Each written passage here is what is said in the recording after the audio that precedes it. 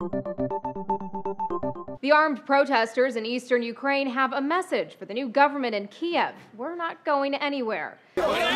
This past week, Ukraine saw protests, calls for independence, and fresh unrest across several cities in Ukraine's Russian-speaking east.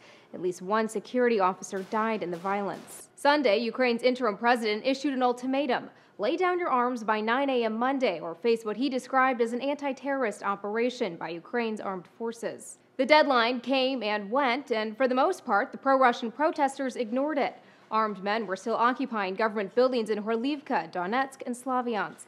Kyiv, backed by its Western allies, has accused Moscow of orchestrating the unrest to stage another Crimea-like intervention, a charge Moscow, of course, denies. Here's how U.S. Ambassador to the UN Samantha Power put it on ABC's This Week.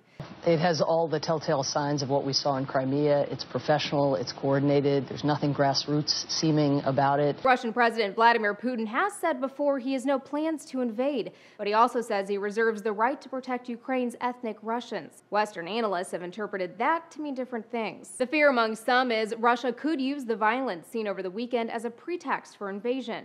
And it appears it would have the military might to do so.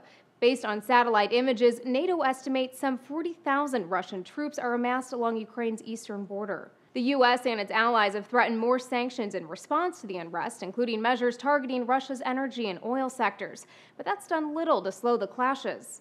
One analyst called it crunch time for the West, telling Bloomberg this is supposed to be the trigger for more meaningful economic and trade sanctions against Russia.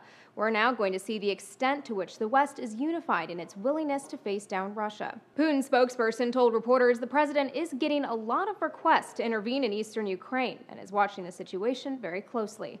For Newsy, I'm Elizabeth Hagedorn, multiple sources, a broader view.